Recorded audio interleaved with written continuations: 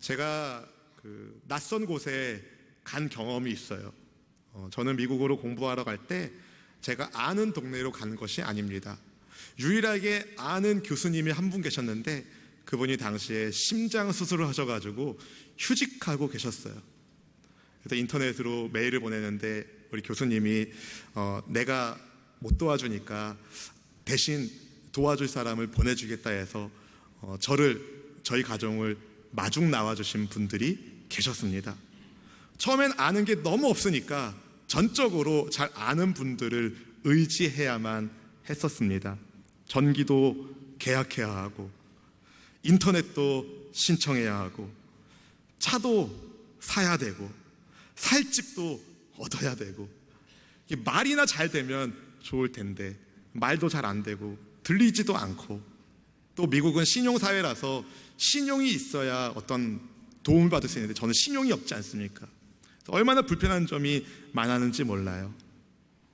그렇지만 하나님께서 만나게 하신 고마우신 분들이 저희 가족이 초기에 잘 정착할 수 있도록 도와주셨습니다. 인터넷 회사에 전화해가지고 이제 인터넷을 계약해야 되는데 제가 사는 아파트가 좀 특이해가지고 인터넷이 독점으로 들어오는 거예요. 근데 너무 비싼 거예요. 한 달에 한 4만 원 정도를 내야 되는데 속도가 막 8메가 이래요. 지금 우리는 한 만 얼마 내면 100메가짜리 쓰지 않습니까? 그래가지고 인터넷 계약을 하려고 전화하는데 이건 뭐 전화가 돼야죠. 그래서 저희 도와주시던 어떤 목사님이 대신 전화해 주셔가지고 계약을 해가지고 한 달이 좀 지나선가 인터넷을 설치할 수 있게 되었다는 거죠. 지금은 뭐 우리나라는 전화 한 통화하면 다음날 와서 설치해 주지 않습니까? 할렐루야. 대한민국에서 안 사셔가지고 잘 모르시는 것 같네요. 낯선 곳에 가면 거기를 잘 알고 있는 사람이 옆에 있어주는 것만으로도 큰 힘이 됩니다. 제가 알아듣지는 못하는 말을 대신 알아들어주고 제가 하지 못하는 말을 대신해주고 제가 신용이 없는 상태니까 대신해서 신용을 세워주는 분들이 옆에 있었다는 거죠. 여러분 주변에 혹시 낯선 분이 보이신다면 그분에게 관심 가져주시고 축복하시고 환영하여 맞이해 주시기를 부탁드립니다. 반복되는 일상을 우리가 사는 것처럼 보이지만 사실은 한 치 앞도 내다볼 수 없는 게 우리의 인생입니다. 기쁘고 행복한 일을 만날 때도 있지만 예측하지 못했던 어려운 일들을 겪을 때도 있습니다. 그러나 여러분, 하나님이 여러분과 함께 하십니다. 예수님은 임마누엘, 우리와 함께 하시는 하나님이십니다. 그분은 능치 못함이 없으시는 모든 것을 알고 여러분의 상황과 사정을 누구보다 잘 아시는 분이 우리 주님이십니다. 그분이 여러분과 함께하면 여러분 능력 있게 멋지게 인생을 살 수가 있습니다. 그러니 염려하지 말고 걱정하지 말고 항상 예수님 의지한 우리 모두가 되기를 주님의 이름으로 축원합니다. 예수님께서 하늘에 오르시고 그리고 주님의 말씀에 순종함으로 제자들이 초대교회 성도들이 예루살렘의 한 다락방에 모여서 같이 마음을 같이하고 힘써 기도하고 있었습니다. 그러던 가운데 주님께 택함을 받았지만 봉사와 사도의 직임을 버리고 떠난 가룟 유다의 자리를 대신할 사도를 뽑아야겠다는 제안을 베드로가 하게 되고 하나님께 기도한 다음에 마띠아라는 사도를 세우게 됩니다. 예수님의 승천하심 그리고 성령님께서 강림하시는 이 사이에 12사도의 자리가 회복하는 말씀이 기록되어 있는 겁니다. 가룟 유다가 어떻게 죽었고 그의 핏값은 어떻고 또 그를 대신하는 사도로 마띠아가 뽑히는 사건이 얼마나 중요하길래 누가는 사도행전의 긴 부분을 할애하여 기록을 남겼을까요? 예수님께서 12사도를 세우셨고 또 이 12사도는 이스라엘의 12지파를 상징하기 때문에 그리고 여러 가지 제자 공동체를 둘러싸고 있는 여러 가지 일들이 사실은 말씀이 이루어지고 있는 것임을 알았기 때문에 그래서 누가가 사도행전에 이 말씀을 기록하여 남긴 것입니다. 예수님은 제자들에게 마태복음 19장 28절에서 이런 말씀을 하셨어요. 함께 읽어볼까요? 예수께서 이르시되 내가 진실로 너희에게 이르노니 세상이 새롭게 되어 인자가 자기 영광의 보좌에 앉을 때에 나를 따르는 너희도 12 보좌에 앉아 이스라엘 12지파를 심판하리라. 아멘. 이런 예수님의 가르침이 있었기 때문에 제자들은 기도하다가 말씀이 기억나서 12사도가 회복되어야 되는데 부족한 부분을 채워야 한다는 것을 알았던 것이죠. 특별히 베드로는요, 성경적 관점에서 가룟 유다의 배신과 자살이 사실은 성령께서 다윗의 입을 통하여 말씀하신 시편의 말씀이 이루어진 것이라고 해석을 합니다. 본문 16절 말씀을 우리 함께 읽어보겠습니다. 16절입니다. 형제들아, 성령이 다윗의 입을 통하여 예수 잡는 자들의 길잡이가 된 유다를 가리켜 미리 말씀하신 성경이 응하였으니 마땅하도다. 아멘. 베드로는 유다를 향하여 어떤 사람이라고 이야기하고 있습니까? 예수님을 잡는 자들의 길잡이가 되었다, 이렇게 말해요. 근데 제가 말씀을 연구하면서 사실 베드로도 낱말할 입장은 아닌데 라는 생각을 하게 됐어요. 주님께서 십자가 지실 때 예수님 저주하며 모른다고 말했던 그가 바로 베드로 아니었습니까? 근데 베드로는요, 주님을 부인하고 저주했을 때 주님과 눈이 마주쳤고 주님이 하신 말씀이 기억났어요. 네가 나를 3번 부인하리라. 그 말씀이 기억난 베드로는 밖에 나가 통곡하며 회개했습니다. 그리고 주님께서 베드로에게 하신 말씀대로 회개하고 돌이켜 형제들을 믿음 위에 굳게 서게 하는 일을 감당하게 됩니다. 그러나 베드로와 달리 가룟 유다는 너무 비참하게 인생을 마감했어요. 본문 18절 말씀은 우리에게 이렇게 말합니다. 읽어볼까요? 이 사람이 불의의 삭스로 밭을 사고 후에 몸이 곤두박질하여 배가 터져 창자가 다 흘러나온지라. 왜 이렇게 되었을까요? 예수님께서는 가룟 유다는 사랑하시고 가룟 유다는 사랑하지 않으시고 베드로는 사랑해서 이겼습니까? 아닙니다. 예수님은 가룟 유다도 베드로처럼 사랑하셨어요. 예수님으로부터 다른 제자들과 똑같은 부르심, 가르침을 가룟 유다가 듣고 받았지만 그가 예수님을 떠나기로 결정하고 주님을 버린 겁니다. 예수님을 배반하고 예수님을 떠난 것은 가룟 유다 자신이 내린 결정이었다는 거예요. 본문 25절 말씀 하반절에서 이렇게 말해요. 유다는 이 직무를 버리고 제 곳으로 갔나이다. 누가 버렸어요? 유다가 버렸어요. 자기 직무를 버리고 간 사람은 유다였습니다. 가룟 유다는 정치적인 야심이 있는 사람이었어요. 돈 욕심이 있는 사람이기도 했습니다. 예수님께서 자기 욕심을 채워줄 줄 알았는데 주님이 돈에는 관심이 없고 정치적 메시아 역할을 하지 않으시니까 예수님에 대해서 실망하고 주님을 버렸습니다. 예수님을 배신하고 은 30배 예수님을 잡아 죽이려는 사람들에게 주님을 팔아 넘긴 겁니다. 가룟 유다에게도 회개의 기회는 있었어요. 가룟 유다는 자기가 죄 지었다는 사실을 알았습니다. 여러분, 죄 지었다는 것을 알으면 어떻게 해야 합니까? 회개해야 합니다. 죄 지은 것을 알았다면 주님께 나와 회개해야 합니다. 그럼 주님은 용서해 주세요. 근데 가룟 유다는 자기가 죄 지은 것을 깨달았지만 주님께 간 것이 아니라, 하나님 앞에 간 것이 아니라 예수님을 잡아 가둔 사람들을 찾아갔어요. 자기가 예수님을 판 그 사람들을 찾아갔어요. 그리고 그들에게 말합니다. 내가 죄 없는 분의 죄를 팔았소. 죄 없는 분의 피를 팔았소. 내가 죄를 지었소.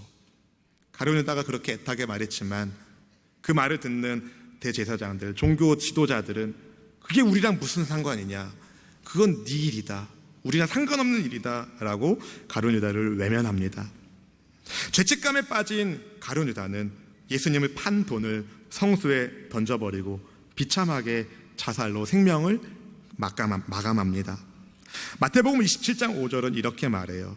유다가 은을 성소에 던져놓고 물러가서 스스로 목매어 죽은지라. 사랑하는 성도 여러분, 막상 죄를 짓고 보니까 가룟 유다는 그 죄가 얼마나 무서운지를 그제서야 깨달았다는 겁니다. 사람들은요, 죄 지을 당시에는 죄가 주는 무서움을 잘 생각하지 못합니다. 죄를 짓고 나서야 양심의 가치에 죄책을 느끼곤 하죠. 가룟 유다도 그랬어요. 예수님을 팔고 난 다음에 내가 죄 없는 분의 피를 팔았구나라는 것을 그가 깨달았던 것이죠. 그러면 하나님 용서해 주세요. 제가 죄인입니다. 주님께서 하신 말씀을 기억하고 다시 주님께 돌아와야 했는데 가룟 유다는 주님의 말씀을 무시하고 그저 자기 생명을 버리는 것으로 끝내고 말았습니다. 죄의 대가로 받은 은 30도 버리고 자기 목숨도 버렸다는 거예요. 남은 게 아무것도 없는 겁니다. 죄로 인한 결과는 이렇게 무서운 겁니다. 비참한 겁니다. 그래서 야고보 사도가 야고보서 1장 15절에서 이렇게 경고합니다. 함께 읽어볼까요? 욕심이 잉태한즉 죄를 낳고 죄가 장성한즉 사망을 낳느니라. 아멘. 사랑하는 성도 여러분, 혹시라도 하나님 앞에 부끄러운 죄가 있다면 주님 앞에 회개하고 다시는 그 죄를 짓지 않기를 주님의 이름으로 축복합니다. 가룟 유다가 집어던진 은 30으로 대제사장들이 밭을 하나 샀어요. 토기장에 밭을 하나 사서 그 밭을 나그네들의 묘지로 만듭니다. 그 밭의 이름이 아겔다마, 피밭이라는 이름의 뜻의 밭이었습니다. 이 일들이 베드로가 보니까 기도 중에 가룟 유다 사건을 생각해 보니까 이건 말씀이 이루어진 것이었어요. 시편 69편 25절의 말씀이 이루어진 것이었어요.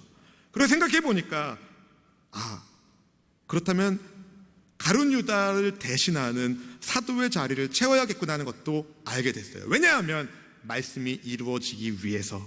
그래서 본문 20절에 이렇게 말한 겁니다. 같이 읽어볼까요? 시편에 기록하였으되 그의 거처를 황폐하게 하시며 거기 거하는 자가 없게 하소서 하였고 또 일렀으되 그의 직분을 타인이 취하게 하소서 하였도다. 아멘. 시편 69편과 109편의 말씀을 따라서 베드로는 가룟 유다 사건을 해석한 것입니다.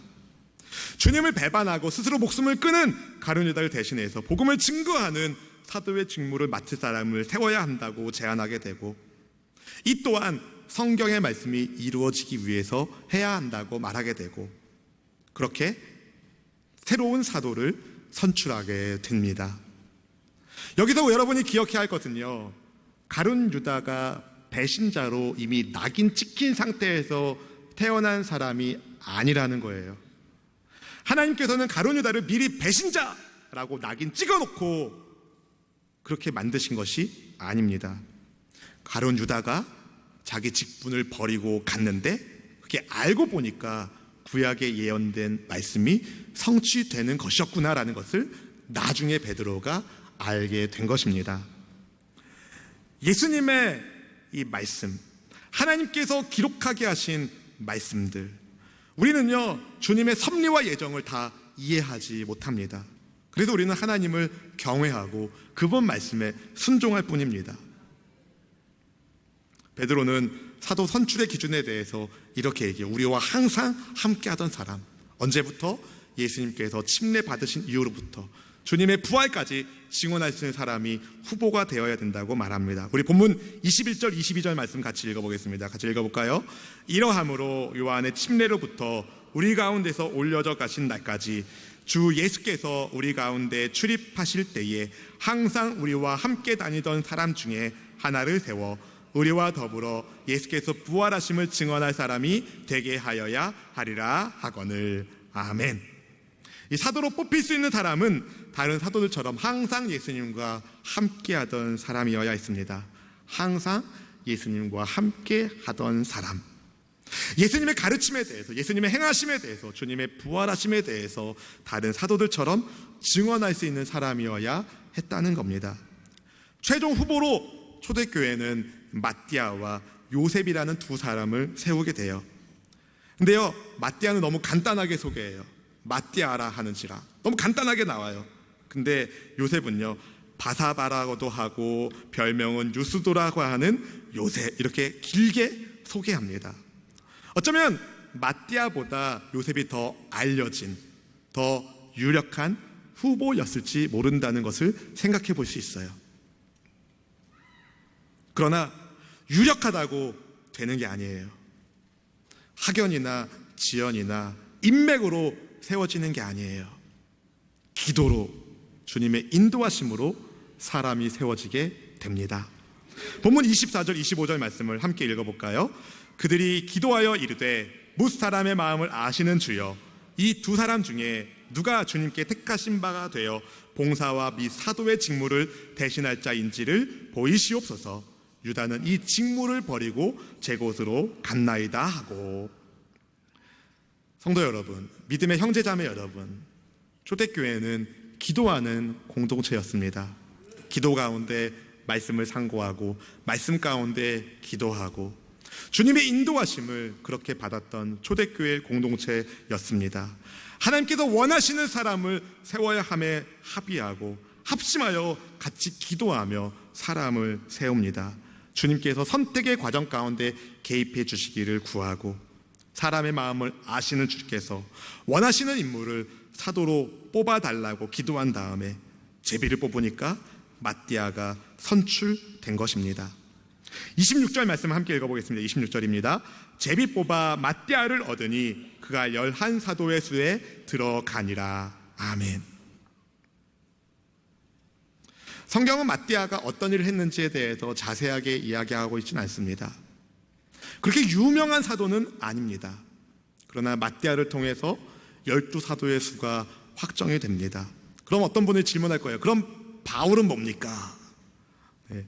바울은 이방인을 위하여 부름받은 사도예요. 좀 다릅니다. 12지파를 위하여 주님께서 12사도를 세우셨고, 바울은 이방인을 위하여 세운 사도인 것이죠. 아무튼 제비 뽑기를 한 다음에 마띠아가 뽑히게 됐는데, 이 제비 뽑기는 구약적 방식인 거예요. 당시 이스라엘 사람들이 어떤 중요한 일을 결정할 때 했던 구약의 방식이 바로 제비 뽑기였거든요. 그래서 잠언 16장 33절은 우리에게 이렇게 말해요. 같이 읽어볼까요? 제비는 사람이 뽑으나 모든 일을 작정하기는 야훼께 있느니라. 아멘. 여기서 중요한 말씀은 제비 뽑는 게 중요한 게 아니라 모든 일을 작정하는 것이 하나님께 달렸다는 게 중요한 겁니다. 제비 뽑기만 하나님의 방식이 아니에요. 사도행전 14장에 가면은 교회가 장로를 택하는 장면이 나오는데, 거기서 택하다라는 단어는 손을 들어 투표하다는 의미를 가지고 있어요. 어떤 방식이 중요한 게 아니라 하나님의 인도하심을 받고 있는가, 그게 중요하다는 거예요. 하나님의 뜻대로 세워져야 했다는 겁니다. 그러려면 어떻게 해야 돼요? 반드시 기도해야 합니다. 기도해야 합니다. 기도가 얼마나 중요한지 여러분 사도행전을 통해서 보게 될 겁니다. 기도 중에 베드로는 말씀을 해석하게 되고 말씀을 깨닫게 되고 사도의 결혼을 보충할 것을 제안하게 되고, 초대교회는 기도하면서 하나님의 뜻에 합당한 사람을 세웁니다. 결국 기도보다 앞서지 않았다는 거예요. 철저히 하나님 뜻에 순종하려면 여러분 기도하셔야 합니다. 사랑하는 성도 여러분, 방송으로 인터넷으로 예배하는 성도 여러분, 기도하는 사람 바로 항상 예수님과 함께하는 사람입니다. 왜냐하면 우리는 예수님의 이름으로 기도합니다. 그래서 기도하는 사람이 항상 예수님과 함께하는 것입니다. 그것보다 더 중요한 게 없어요. 항상 예수님과 함께하는 것보다 이 세상에 더 중요한 것이 없습니다. 사랑하는 형제자매 여러분, 만약에 가룟 유다가 예수님을 떠나지 않았다면 어떻게 됐을까요? 만약에 마띠아가 예수님 따르는 것을 중도에 포기했다면 어떻게 됐을까요? 가룟 유다는 예수님을 떠났기에 비참하게 인생을 마감했고, 마띠아는 예수님을 끝까지 따랐기에 영광스러운 12사도 가운데 한 사람으로 뽑힐 수 있었습니다. 마띠아는요, 단 한 번도 사도가 되고 싶어서 주님을 따르지 않았어요. 그냥 주님이 좋아서, 항상 주님과 함께하고 싶어서 예수님을 따라다녔을 뿐입니다. 그런데 하나님의 때에 하나님께서 그를 들어 쓰시는 것이죠. 신앙의 경주는 끝까지 예수님과 함께 하는 것입니다. 어떤 청교도 목회자가 이런 말을 했어요. 위선자는 감람산까지는 따라가지만 갈보리산은 가지 않는다. 영광의 자리는 쫓아가지만 고난의 자리는 가지 않는다. 어떤 사람이요? 위선자가.